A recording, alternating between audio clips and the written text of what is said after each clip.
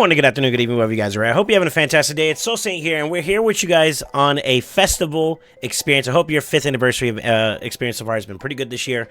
But I will say this, we have a new Festival Titan event that came up, and it's very interesting considering that we are just on the cusp or the end of Armanz himself. So I'll go ahead and kind of say this on record, but for the most part, I think everybody who has already kind of tinkered with him or played with Armanz, the champion himself, they have experienced a very positive, or the lack thereof, experience with him. And the reason why is that this champion is very, very strong in the arena scene. And for those that have him and use them, they're probably enjoying him because you're getting the power of that turn meter steal as well as the sheep capability. He's a very, very potent champion, right?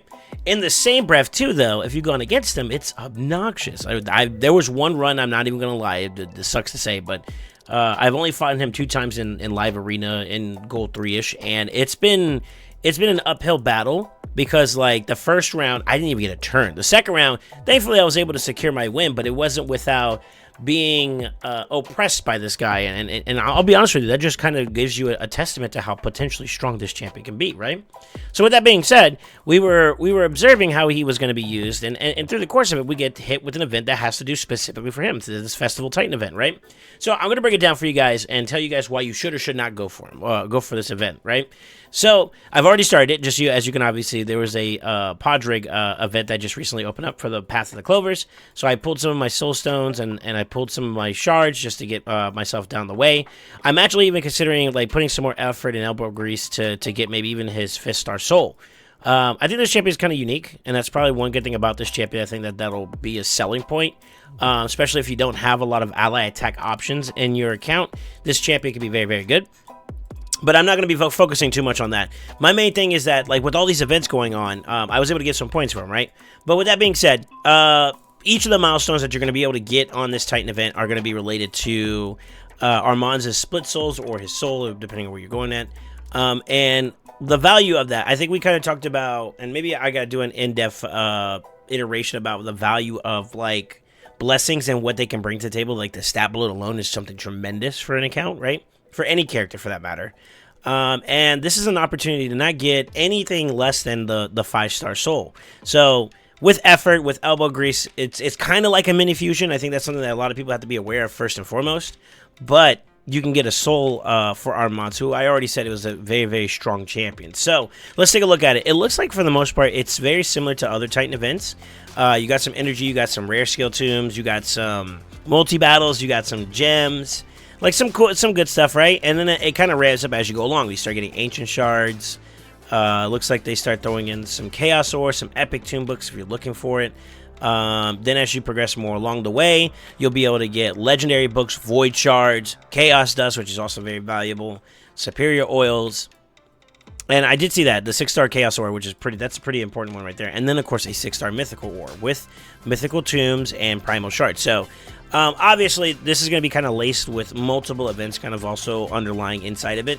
I didn't hear anything about how many points you can get in general for this entire event. So as of right now, I'm kind of going with the mindset that 1,500 is the goal, and you're going to get some along the way. So like I've already gotten 100, and I haven't finished the entire Path of the Clover event, which has, I think, another 100 on top of that.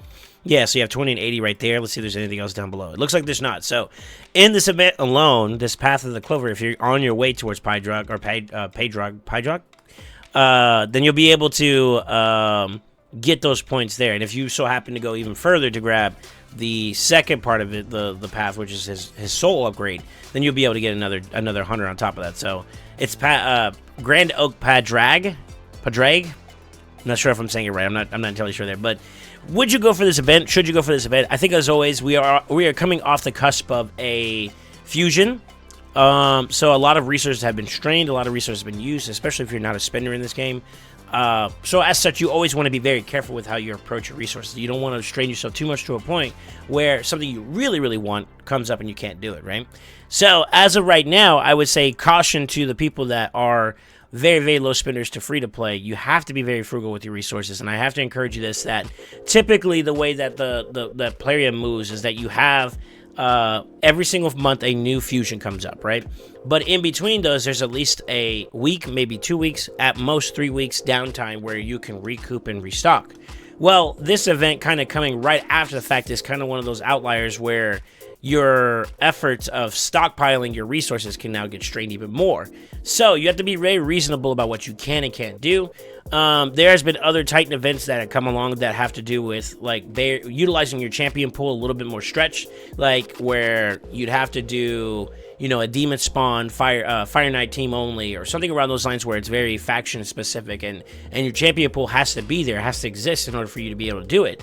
So with that being said, are you in a place where your champion pool is diverse enough? Are you effective enough with that said champion pool to be able to use them in various different ways? So spider, dragon, fire knight, ice golem, all of those are very, very important. So that'd be the next question I'd ask you. If you can, then that's a check for maybe being able to participate in an event like this.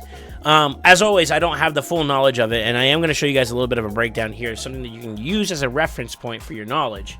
If you go to the Raid Shadow Legends page on your Play and Play, they have an event calendar where they talk about all the different stuff that's coming up. So we are in the middle of the Festival Titan event, as well as the Path of the Clover event. The Sand Devil turn attack is just kind of its own outlier. That's something that people can farm. It gives them an opportunity to farm Sand Devil while getting some additional resources. But there's a Dragon tournament coming up. And there may be even more down the road that we're not even seeing. Ice Golem followed afterwards, which are going to have to do with this Titan event. And we don't know if there's going to be anything specific to it besides maybe just doing it very fast, right? It could be just a straight turn attack. And if that is the case, then we're okay. You know, you go as you are with the best of your champion pool, right? There's going to be a champ training event that's also laced in there. There's going to be a champion skin, a lot of different information that you get for Arbiter on top of that, matter of fact. And there's a lot of additional things that are going to be coming along the way. So, like I said, just like a regular fusion, this is basically a fusion within itself to get his soul. So if you are capable and you have the resources or you have the means to replenish it, then by all means, I definitely think you should go for it. And here's why. Armanz, he's going to be a problem. I think even there's been conversations amongst my own community where people are looking at this guy and they're like, man, this guy is a little too strong. He might be a little bit too overpowered. When is his nerf coming in? And that's what I consider face value knee-jerk reaction to a new champion that a lot of people aren't comfortable with, or they haven't had the luxury of combating against. Now, I won't lie, it is an uphill battle because of what his kit brings to the table. If he is able to outpace you, it can be very oppressive. And even with Lockout, there's means for him to kind of still force himself into the fight, which is very difficult. I always thought like Lockout would be a great way to address him. You get ahead of him, you lock him out, that gives you enough turns to be oppressive to them in retrospect, and you'll be able to like beat them and overcome them. But even with that, I've heard some people say that they've used Lockout, they've been able to achieve the Lockout, and he's still oppressive on top of that, which can be a very demanding issue that could force a lot of people to look at this champion a little bit differently. He may be too overpowered, and that's something I think that, like I said, I'm on the wheel set that until I use him myself, and until I go against him a couple more times. I've only had 2 fights, one I won, one I lost. And even then, like, is it because of him or is it because of him plus company? That could be the, like, there's a lot of factors I have to consider before I even go off of that swing just yet. But I will say that just on paper alone, he seems to be a pretty decent champion. And as such, you always want to be careful with how you handle him, right? So giving players that have the capable means of giving, like, them basically the completion of this champion outside of empowerment or, you know, faction guardians and all these other external factors that can get him even further progressed in terms of gear and all that. Blessings are a big deal, so like not having that could be a big detriment to a lot of people, and I think you got to be careful with that, right? So, and just so you guys are aware, if you're looking to accomplish a certain amount of stat break lines, the more effective your blessing is, the higher the output of your stat bloat, right? So I think a lot of people are very concerned about that, and you know, righteously so, or rightfully so. It's good to be aware of the environment and see how it's going, but I think this champion is going to be around for a while, and he's going to be very, very strong. So why not give yourself the upper edge? That's where I'm at with it. And also, who doesn't like shards and all these extra amenities along the way? You know what I mean? But with that being said, always keep yourself in mind when it comes to your resources. Don't overextend yourself. Be careful with it. That's my consensus. And let me know. Are you guys going to participate in this festival event, or are you burnt out? Are you going to take a break?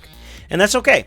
You know, it's okay to take breaks if you need to. At the end of the day, this game is supposed to be fun for you, and the best way to do it is the way you enjoy it. So, as always, I'm always curious to see what you guys do. Leave a comment in the comment section below. Let me know if you guys are gonna go for it. I'm very curious. I think I'm gonna go in. I'm gonna go in on it and take care of business and get myself that soul, because I think he's gonna be a strong champion. But as always, don't forget to like, comment, subscribe, and always remember, stay ascended.